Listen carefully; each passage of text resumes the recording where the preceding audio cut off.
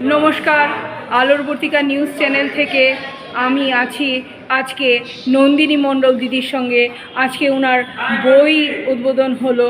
বইটির নাম হচ্ছে সুরাসাধিকা নন্দিনী, 10 দিগন্তে সুরাসাধিকী নন্দিনী, পৃথ্বীরাজ সেন এবং ভূমিকায় স্বামী Achyutananda, president all of Vedanta সোসাইটির। আমি সেই আলোর পত্রিকা নিউজ চ্যানেল থেকে আমি সেই বই উদ্বোধনের সাক্ষী থেকেছি। আজকে দিদির মুখে শুনে নেব সেই বই সম্পর্কে, কিভাবে উনি এই বই লেখার উৎসাহ পেয়েছেন এবং কিভাবে তারপরে বই প্রকাশের কথা উনি ভেবেছেন। এই কথাগুলো আমরা শুনে নেব ওনার কাছ থেকে। নমস্কার দিদি। নমস্কার। বইটা তো শুধু পৃথ্বীরাজ সেন দাদা মহাশয় লিখেছেন। তো উনি অনেকদিন ধরে আমাকে স্টাডি করেন। তো এর আগে আমার গান শুনে প্রকৃতি ভবনে শান্তিনিকেতনে আমার খালি গলায় গান শুনে আকাশবাণী শান্তিনিকেতন থেকে আমাকে ডেকেছিলেন, ওখানে আমরা অনুষ্ঠান করেছি। তারপরে ওনারা আমার বিভিন্ন কাজকর্ম নিয়ে সাহিত্য পাশে বলে একটা 25 মিনিটের স্লটে আমার ইন্টারভিউ নিয়েছিলেন। তা ওই পৃথ্বীরাজ দা অনেকদিন ধরে আমাকে স্টাডি করতাম। হঠাৎ করে আমাদের একটা হিউম্যান রাইটসের একটা সম্মেলন ছিল দীঘাতে। ওখানে উনি হঠাৎ করে আমাকে বলেন যে তোমার জীবনীটা আমি লিখব। তা আমি তো অবাক হয়ে গেলাম। আমি ভাবলাম যে উনি তো মনীষীদের জীবনী লেখেন, তা হঠাৎ করে আমার জীবনী।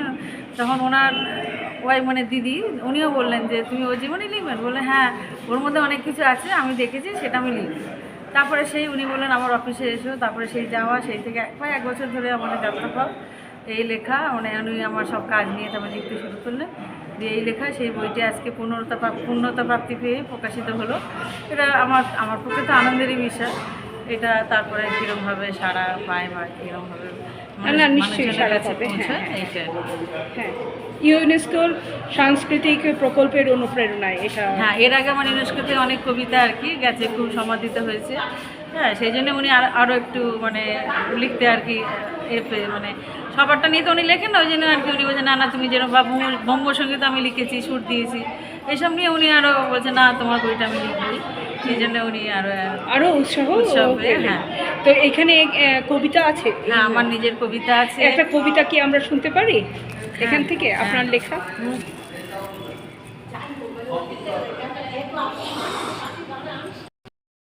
স্থানে স্থানে সকলে করো বৃক্ষরোপণ, যথেচ্ছভাবে যেন কেউ করোনা বৃক্ষচ্ছেদন। প্রকৃতির সাথে শৈশবে যে আত্মিক নান্দি পাঠ, প্রতি বছর করো মহাসমারোহে বন মহোৎসব। বৃক্ষকে ভালোবাসা, করো বৃক্ষ বন্দনা, সঙ্গীতের মাধ্যমে করো বৃক্ষের উপাসনা। বৃক্ষকে ঈশ্বররূপে দেখো, পূজা করো দেবতা জ্ঞানে। বট অশ্বত্থ গাছের গোড়ায় ঠাকুরের স্থান, তুলসী মঞ্চ উঠোনে। দুর্গাপূজায় ষষ্ঠীতে বিল্লবৃক্ষের তলায় বোধন, বুদ্ধগয় বোধি বৃক্ষ, সপ্তমীতে নবপত্রিকা স্নান। বৃক্ষ আমাদের খুবই দরকারি জীবন ও জীবিকায়।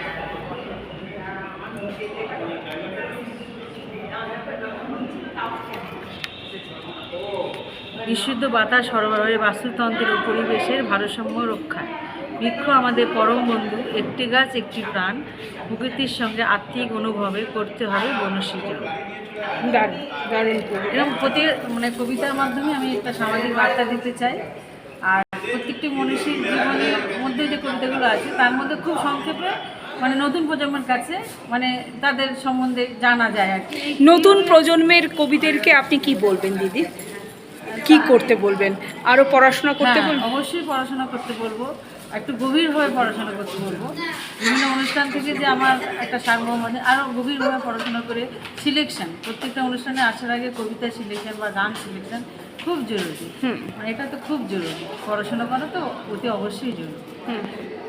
ঠিক আছে, ধন্যবাদ দিদি আপনাকে। নমস্কার সকল এই চ্যানেলের আলোর বর্তিকা নিউজ চ্যানেলকে আমার অশেষ কৃতজ্ঞতা। প্রজ্ঞা পারিজাতকে আমার অনেক কৃতজ্ঞতা, শ্রদ্ধা বলো অন্তর থেকে, আর ভালোবাসা, অনেক অনেক ভালোবাসা। ধন্যবাদ। ভালো থেকো। নমস্কার, আমি আজকে যে গ্রন্থটা নিয়ে আপনাদেরকে সাথে কথা বলবো সেটা হচ্ছে নন্দিনী মণ্ডল, সুরসাধিকা নন্দিনী মণ্ডলের বইটা নিয়ে আমি আপনাদের সঙ্গে কথা বলবো।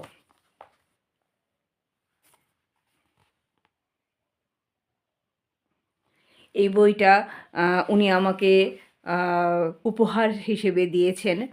ইউনেস্কোর সাংস্কৃতিক প্রকল্পে অনুপ্রেরণায় প্রকাশিত 10 দিগন্তে সুরসাধিকা নন্দিনী পৃথ্বীরাজ সেন লিখেছেন এই বইটা।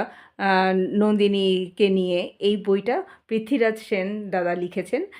আর ভূমিকা হচ্ছে স্বামী Achyutananda, president all India Vedanta society, ভূমিকা লিখেছেন।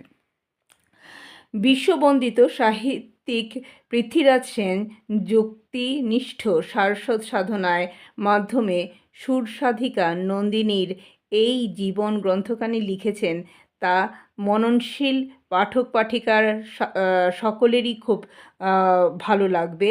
এই বইটির 10টি অধ্যায় আছে।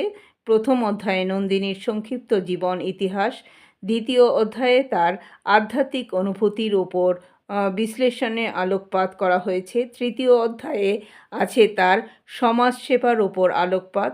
চতুর্থ অধ্যায়ে আছে মানসিক পরিকাঠামোর সঙ্গে পাঠকের পরিচয় করানো হয়েছে। পঞ্চম অধ্যায়ে আছে তার প্রাপ্ত পুরস্কার ও সম্মাননা নিয়ে কথা, এবং ষষ্ঠ অধ্যায়ে আছে বর্ণিত তার কবিতা সত্তার কথা। সে গানও যেমন গায়, ঠিক তেমনি কবিতাও ভালো লেখে। নন্দিনীর প্রিয় 20টি গানের তার তার্কিক বিশ্লেষণ করা হয়েছে। এর মধ্যে সব উনি বেশি ভালো বিভিন্ন সুরে রবীন্দ্র গান গাইতে উনি ভালোবাসেন, এবং এই বইটির মধ্যে উনি মোল্লার ঘোষের সঙ্গেও গান। উনি বিশেষত শ্যামা সঙ্গীত, লোকগীতি, ভজন, আধুনিক গান, তারপরে হচ্ছে হ্যাঁ আধুনিক গান, এইগুলোই উনি বেশি গান। এছাড়া বইটিতে বিভিন্ন ছবি দেওয়া হয়েছে। বিভিন্ন ছবিগুলো আপনাদেরকে দেখাই। এই যে বিভিন্ন ছবিগুলো, খুব সুন্দর ছবিগুলো, আমার তো খুব ভালো লেগেছে এই ছবিগুলো।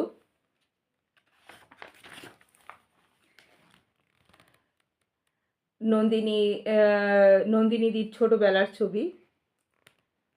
এইগুলো হচ্ছে গানের ভুবনের যখন উনি বিরাজ করছেন, একজন সুরসাধিকা হয়ে গেছেন তখনের ছবি।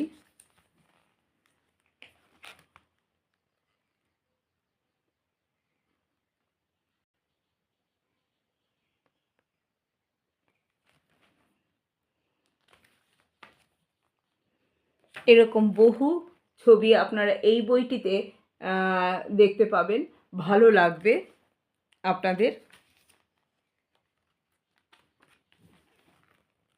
বিভিন্ন সুন্দর মুহূর্তের ছবিগুলো উনি তুলে ধরেছেন এই বইগুলোর মধ্যে, যেগুলো দেখলে পরে মানুষেরও মন খুব আকর্ষণ করবে।